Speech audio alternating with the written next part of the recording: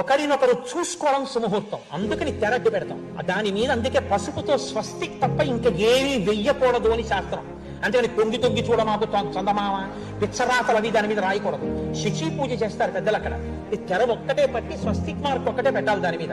తెర దించి చూస్తారు, తెర ఎత్తి చూడకూడదు. నేత్ర దృష్టి ప్రసారం తర్వాత ఒకరి మనసులు ఒకరితో కలవాలని జీలకర్ర బెల్లం పెట్టుకుంటారు మూర్ధన్య స్థానంలో. జీలకర్ర మంగళద్రవ్యం, బెల్లానికి నిలవదోషం లేదు. రెండూ కలిపి నూరితే ధనాత్మక విద్యుత్ పుడుతుంది. ఒకరి మూర్ధన్య స్థానం మీద ఒకరు పెట్టుకుంటే ఒకరి కొరకొకరు బతుకుతారు. ఇవాల్టి వరకు ఆ పిల్లకి పచ్చి పులుసులో వెల్లుల్లిపాయ వేస్తే ఇష్టం. వారం పోగానే అన్నదమ్ముడు ఇంటికి వచ్చి వంటింట్లోకి వెళ్ళి అదేమిటో వంకాయ పచ్చి పులుసు చేసావు, వెల్లుల్లిపాయలు వేసుకోలేదు అంటే మీ బావగారు తినర్రా అంటే. ఆయన కోసం ఆమె, ఆమె కోసం ఆయన. ఇది రావడానికి జీలకర్ర బెల్లం. ఇద్దరు విడివిడిగా ఉండడం ఉన్నది. అందుకే మనం దంపతుల మధ్యలోంచి నడవలు కూడా రావు.